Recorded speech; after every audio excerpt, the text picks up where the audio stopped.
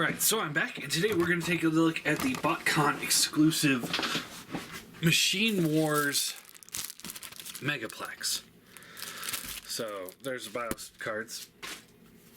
Now, if you guys don't know what Machine Wars was, lots of story on this one. I always thought it was a fun story. So G2 was ending.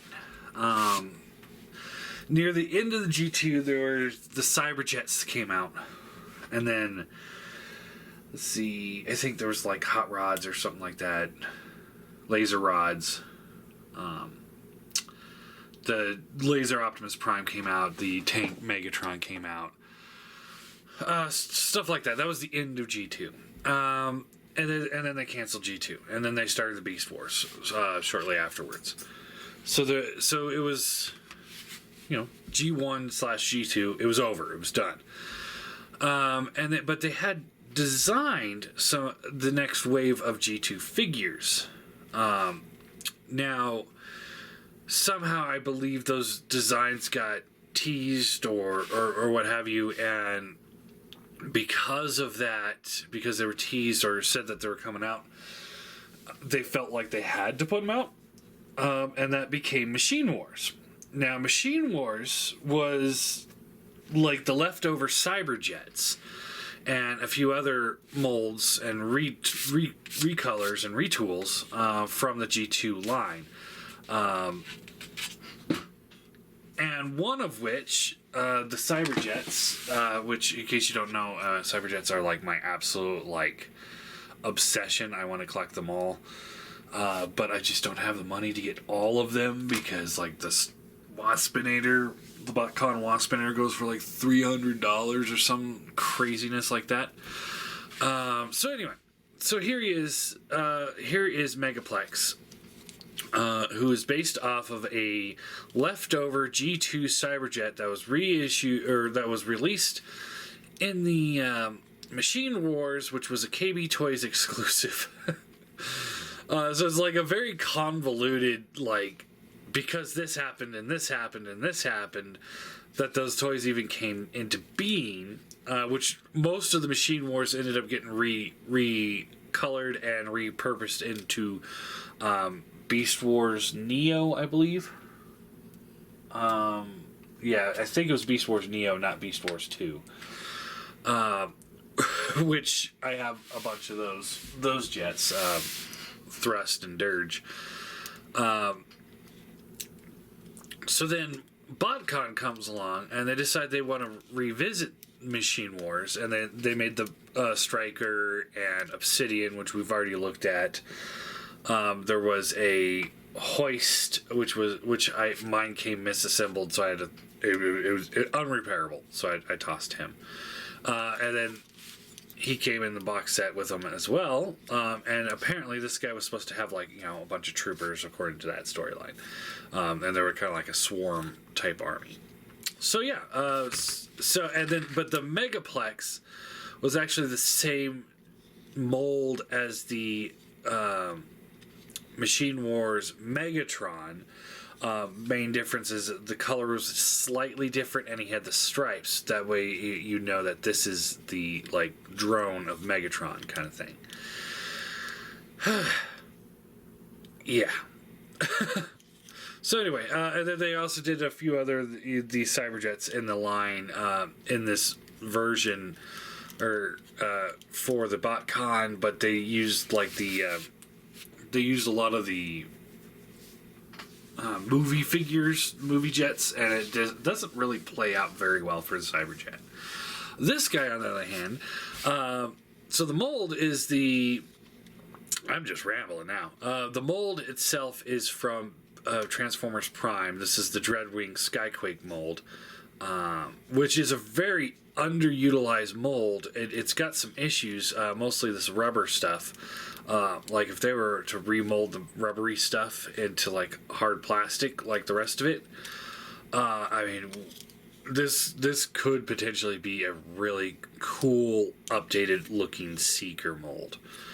They'd have to do some things here and there, but yeah, looks good. I love this jet. I've always loved this mold. So to see it as a Cyberjet essentially is pretty cool. And now I kind of want to go back and get the Dreadwing and Skyquake again. So yeah. So to transform him, you want to just start by untabbing the legs from the wing section. Or wait, no. The wing from the back section here. And then we can pull the legs out. They tab in from here to here. I have not transformed this thing in so long. And then we can untab this. This will come down, and then you can fold the hips together. Lock those into place. Fold these tail fins out of the way, whichever works best, and then you fold the foot forward. Just like that. And then we can close this up. Just like that. Alright, now.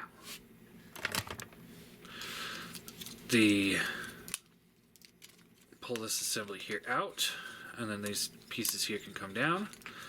These come out. And then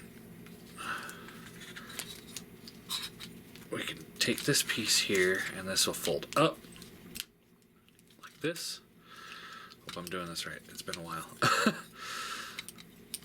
Rotate the arms out like this and like this. And then pull these out. Pull these out. They will eventually come around like this, right? Oh boy. Kind of not remembering this.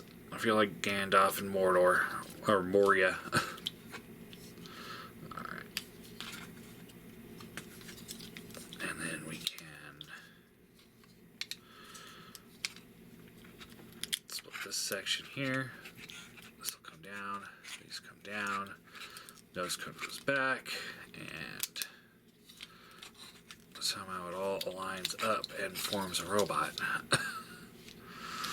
I swear, he's not that complicated. I'm just having an off day, I think.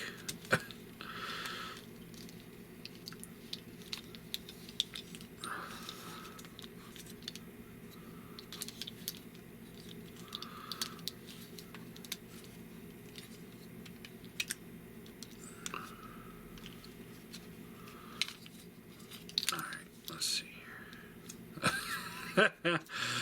Oh boy, what have I done? Okay, so maybe like this. This almost seems right. Yeah, there we go. All right, so the best thing to do is maybe watch a different reviewer who knows what they're doing. I'm kidding. I'm just kind of muddling around.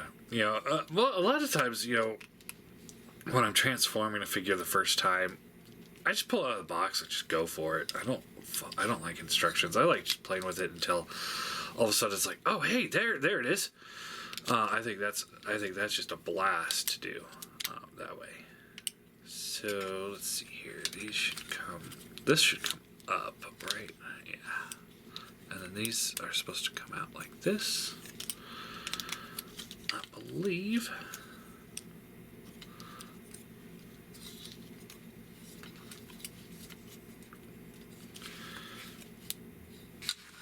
There he is in his robot mode. And yeah, I kind of fumbled that again. I have not transformed this thing in so long. You know, like I got this thing in its jet mode because that's how it came in the Botcon set. I'm gonna fold these up like this. I don't care if it's right or not. I like them better up. So it came in jet mode in the Botcon set, and I just kind of tossed it in my things to review pile, and I have not really looked at it since. So I just decided, like, oh hey, you know what? I'm starting to run low on things to review, so I figured this is a good time to do it. And yeah, I think he's awesome. I love this mold. I've always loved this mold, and I always will love this mold. I don't think I got the backpack right, but I like I said, I'm kind of doing that on purpose because I kind of like it better like this. It just kind of feels more appropriate to have the wings further up on his back. I'm having some difficulties though, because like I said, I think these go down here. And this is supposed to come up like this, but I like these better up here.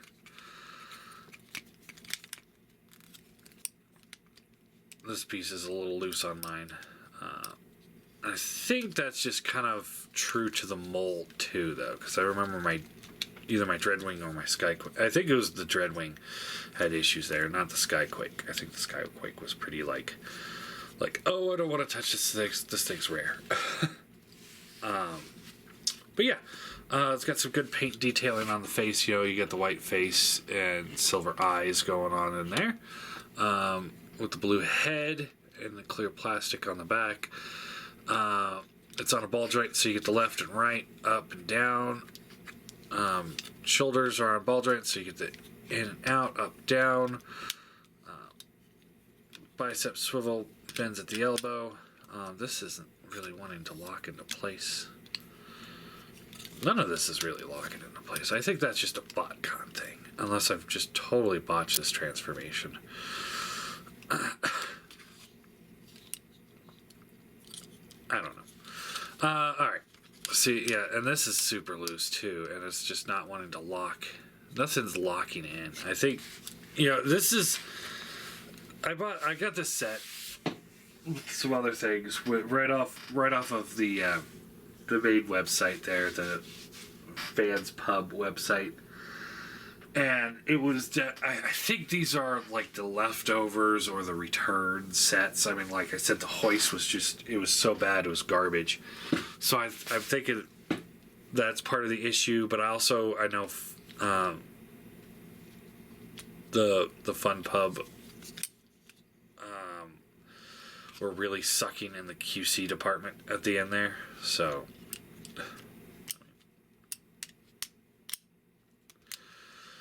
anyway, ball jointed shoulders, bicep swivel, bends at the elbow, wrist swivel.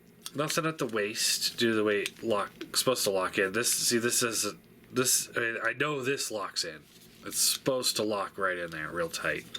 Hips are ball joints.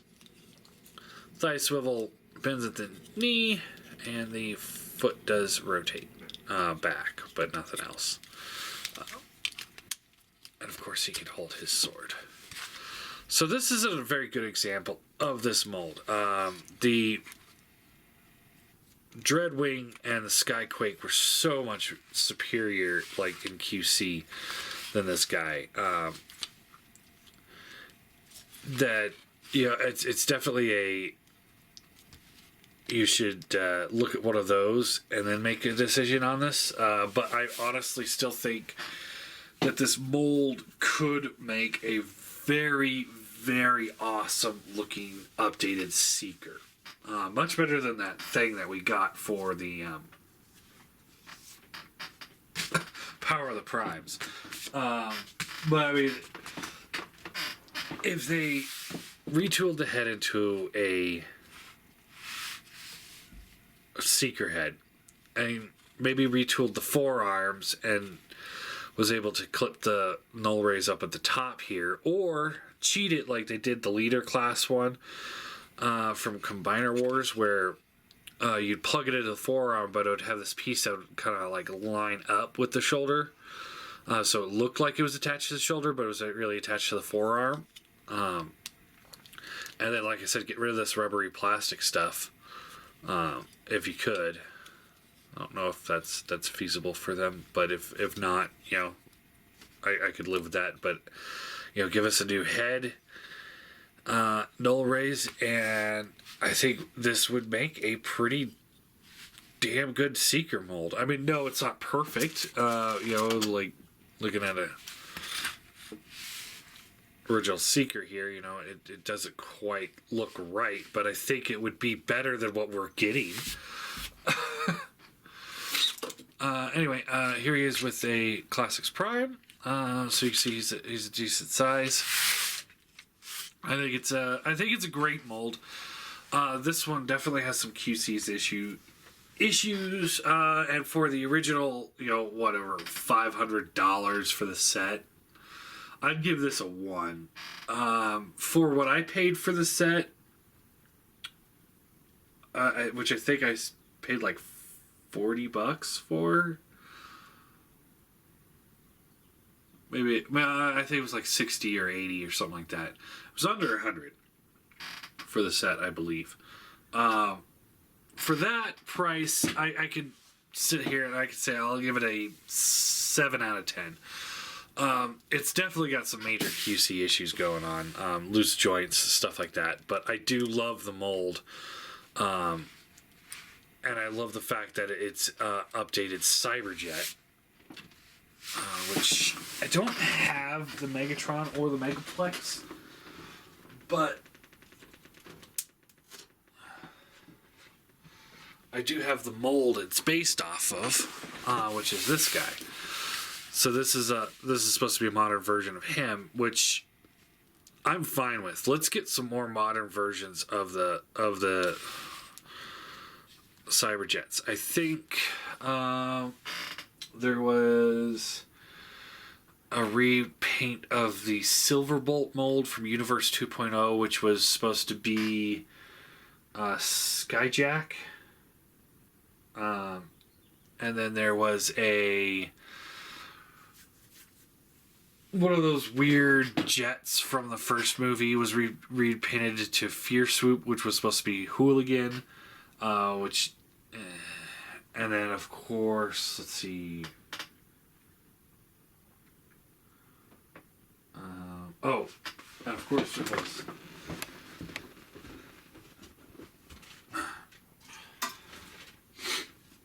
Space Case. But, it's just, he has more of the vibe that the Cyberjets were kind of more in line with. These guys, the other movie ones, I don't really count the Silverbolt because it's just a black Silverbolt. I mean, that looks nothing like a Cyberjet.